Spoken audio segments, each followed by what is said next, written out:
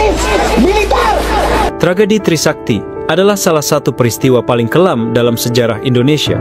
Kejadian ini bukan hanya tentang 4 mahasiswa yang gugur tertembak oleh aparat keamanan, tetapi juga menjadi simbol perlawanan terhadap rezim yang telah berkuasa lebih dari 3 dekade. Pada 12 Mei 1998, mahasiswa Universitas Trisakti menggelar aksi damai untuk menuntut reformasi dan mengakhiri pemerintahan Soeharto. Namun, yang terjadi justru pembantaian. Peluru tajam ditembakkan, darah tumpah, dan perjuangan yang seharusnya damai berubah menjadi tragedi. Sebelum kita membahas lebih jauh, penting untuk memahami konteks saat itu. Indonesia sedang mengalami krisis ekonomi yang parah akibat dampak dari krisis moneter Asia 1997. Rupiah terjun bebas, harga barang kebutuhan pokok melonjak drastis, pengangguran meningkat, dan ketidakstabilan sosial semakin terasa. Masyarakat yang sebelumnya diam, kini mulai menyuarakan ketidakpuasan mereka terhadap pemerintahan Soeharto yang dianggap gagal menangani krisis ini. Selain krisis ekonomi, kondisi politik di Indonesia juga sangat menekan. Pemerintahan Orde Baru dikenal dengan otoritarianismenya yang menekan kebebasan berbicara dan demokrasi. Kritik terhadap pemerintah bisa berujung pada penangkapan, penculikan, atau bahkan kematian. Mahasiswa menjadi kelompok yang paling vokal dalam menyuarakan perubahan. Gerakan reformasi pun mulai bermunculan di berbagai universitas. Aksi mahasiswa di Universitas Trisakti pada 12 Mei 1998 adalah bagian dari rangkaian demonstrasi yang terjadi di berbagai kota besar di Indonesia. Ribuan mahasiswa turun ke jalan menuntut reformasi dan mendesak Soeharto untuk turun dari jabatannya. Mereka berbaris rapi, membawa spanduk dan poster, meneriakkan tuntutan mereka dengan penuh semangat. Namun, pemerintah merespon dengan cara yang brutal. Aparat keamanan dikerahkan dalam jumlah besar untuk menghalau para demonstran. Gas air mata ditembakkan, water cannon digunakan, dan kekerasan mulai terjadi. Mahasiswa yang tidak bersenjata dipukul, ditangkap, dan diperlakukan dengan kasar. Saat mahasiswa mulai mundur kembali ke dalam kampus Trisakti, situasi justru semakin memanas. Tanpa peringatan, aparat keamanan menembakkan peluru tajam ke arah para mahasiswa. Beberapa di antaranya langsung tumbang, terkena tembakan di kepala dan dada. 4 mahasiswa tewas di tempat, sementara puluhan lainnya mengalami luka-luka. Tragedi ini mengguncang Indonesia. Berita tentang penembakan menyebar dengan cepat, memicu kemarahan di seluruh negeri. Demonstrasi semakin membesar dan hanya dalam waktu beberapa hari, Jakarta berubah menjadi medan pertempuran antara rakyat dan aparat keamanan. Tidak ada yang menyangka bahwa hari itu akan menjadi pemicu jatuhnya seorang pemimpin yang telah berkuasa selama lebih dari 30 tahun. Namun, pertanyaan besar masih menggantung, apakah pengorbanan mahasiswa Trisakti benar-benar membawa perubahan yang diinginkan? Untuk memahami peristiwa ini lebih dalam, kita harus melihat latar belakangnya terlebih dahulu. Bagaimana kondisi Indonesia sebelum tragedi ini terjadi?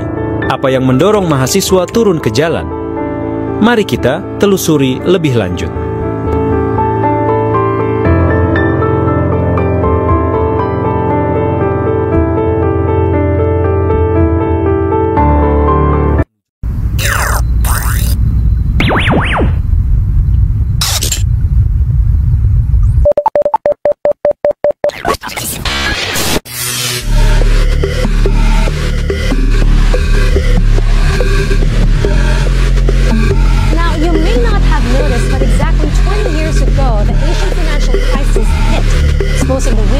Krisis ekonomi yang terjadi di Indonesia pada 1997 menjadi titik awal ketidakstabilan yang meluas ke berbagai sektor termasuk politik dan sosial.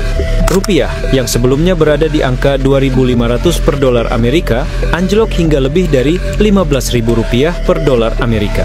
Harga bahan pokok melonjak drastis, memicu inflasi yang sangat tinggi. Banyak perusahaan bangkrut, bank runtuh, dan jutaan orang kehilangan pekerjaan dalam waktu singkat. Soeharto yang telah berkuasa sejak 1967 dianggap tidak mampu menangani krisis ini. Kebijakan ekonomi yang diambil justru memperburuk keadaan.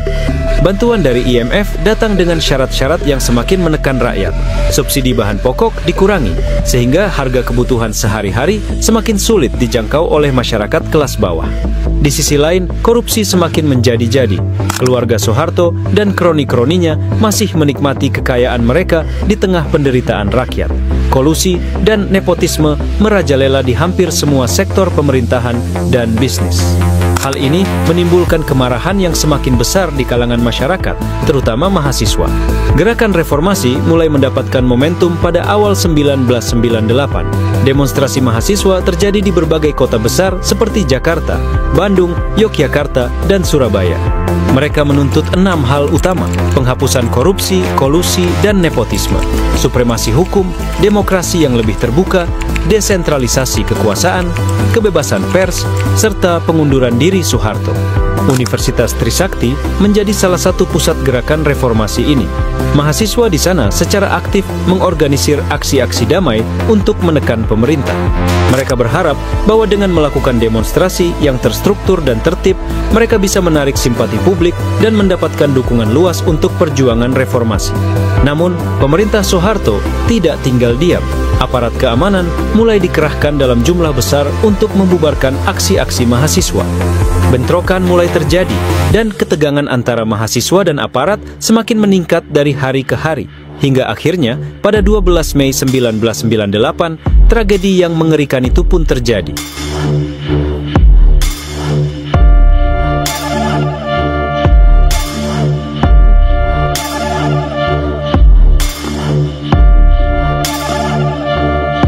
Hari itu, 12 Mei 1998, ribuan mahasiswa Universitas Trisakti berkumpul untuk menyuarakan tuntutan reformasi. Aksi ini awalnya berlangsung dengan damai. Mahasiswa membawa spanduk, bendera, dan poster berisi pesan-pesan politik yang menyerukan pengunduran diri Soeharto serta perbaikan kondisi negara. Mereka berbaris rapi, meneriakan yel-yel reformasi, dan berjalan menuju gedung DPR MPR. Namun, mereka dihadang oleh aparat keamanan sebelum bisa mencapai tujuan mereka. Aparat kepolisian dan militer dikerahkan dalam jumlah besar. Dengan tameng dan pentungan, mereka memblokade jalan-jalan utama, mencegah mahasiswa untuk bergerak lebih jauh. Pada awalnya, suasana masih terkendali, meskipun ada sedikit ketegangan antara demonstran dan petugas keamanan. Mahasiswa mencoba bernegosiasi agar mereka diizinkan melanjutkan aksi, tetapi aparat tetap tidak memberi izin. Sekitar pukul 17.00, situasi mulai berubah. Aparat keamanan mulai menggunakan gas air mata dan water cannon untuk membubarkan massa. Mahasiswa yang berada di garis depan mulai mundur ke dalam area kampus. Sebagian besar dari mereka tidak mengira bahwa tindakan represif akan terjadi karena mereka berunjuk rasa secara damai. Namun, tanpa peringatan yang jelas, suara tembakan terdengar di udara. Awalnya, mahasiswa mengira bahwa aparat hanya menggunakan peluru karet atau tembakan peringatan ke atas.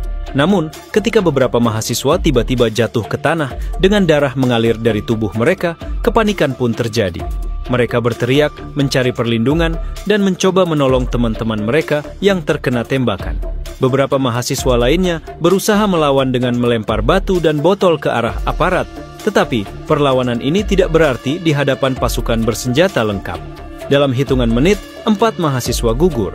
Mereka adalah Elang Mulia Lesmana, Hafidin Royan, Hendriawan C, dan Heri Hartanto. Mereka tertembak di bagian kepala dan dada, yang menunjukkan bahwa aparat memang mengarahkan tembakan ke tubuh mereka, bukan sekedar tembakan peringatan. Puluhan mahasiswa lainnya mengalami luka-luka akibat peluru tajam dan pukulan aparat. Setelah penembakan terjadi, suasana menjadi kacau. Para mahasiswa yang selamat berusaha membawa teman-teman mereka yang terluka ke rumah sakit terdekat. Media yang meliput kejadian ini langsung memberitakan peristiwa tersebut, membuat publik di seluruh Indonesia terkejut dan marah. Gambar mahasiswa yang tertembak tersebar luas, membangkitkan emosi rakyat yang sudah lama menahan ketidakpuasan terhadap rezim Soeharto. Tragedi Trisakti menjadi pemicu utama demonstrasi besar-besaran di berbagai kota di Indonesia. Rakyat mulai turun ke jalan. Tidak hanya mahasiswa, tetapi juga buruh, pegawai, hingga ibu rumah tangga. Mereka menuntut keadilan atas kematian para mahasiswa dan mendesak Soeharto untuk segera lengser. Namun, peristiwa ini juga memicu sesuatu yang lebih gelap, kerusuhan massal yang melanda Jakarta dalam beberapa hari berikutnya.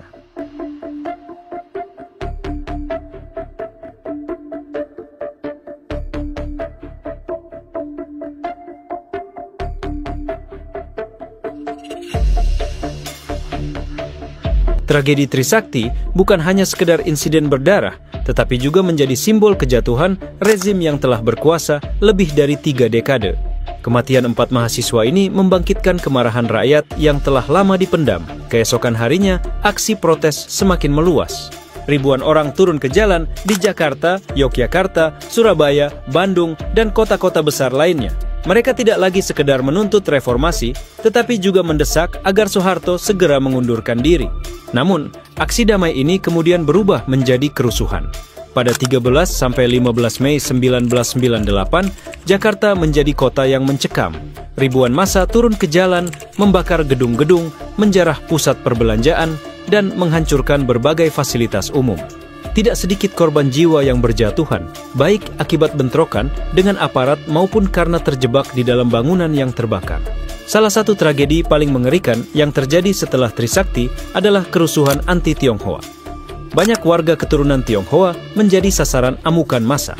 Toko-toko mereka dijarah, rumah-rumah mereka dibakar, dan bahkan terjadi kekerasan seksual yang menargetkan perempuan etnis Tionghoa. Kejadian ini semakin memperburuk citra pemerintah di mata masyarakat dan dunia internasional. Dalam situasi yang semakin tidak terkendali, berbagai pihak mulai menekan Soeharto agar segera turun. Para tokoh politik, akademisi, dan bahkan sebagian anggota militer sendiri mulai berpaling dari Soeharto.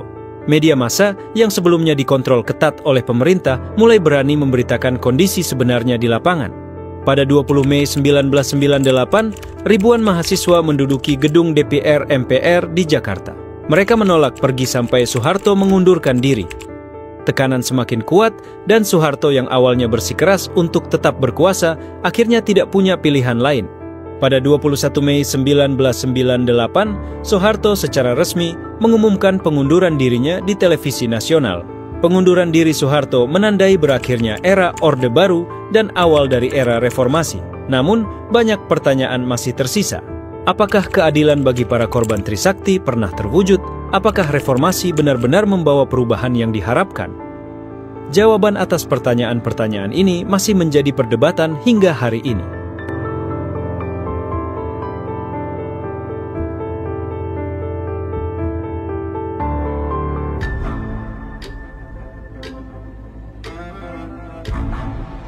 Tragedi Trisakti tetap menjadi luka mendalam dalam sejarah Indonesia. Setiap tahun, peringatan dilakukan untuk mengenang 4 mahasiswa yang gugur dalam perjuangan reformasi. Kampus Trisakti sendiri memiliki tugu peringatan sebagai pengingat bahwa demokrasi di Indonesia diperjuangkan dengan darah dan nyawa anak muda. Namun, hingga hari ini, keadilan bagi para korban masih dipertanyakan. Para pelaku penembakan tidak pernah benar-benar diadili. Tidak ada jenderal atau pejabat tinggi yang bertanggung jawab atas kejadian tersebut. Kasus ini sempat dibawa ke ranah hukum, tetapi tidak ada kejelasan tentang siapa yang memberikan perintah menembak mahasiswa pada 12 Mei 1998. Di sisi lain, reformasi yang diperjuangkan mahasiswa memang membawa perubahan. Demokrasi di Indonesia menjadi lebih terbuka, kebebasan pers lebih terjamin, dan pemilihan presiden kini dilakukan secara langsung oleh rakyat.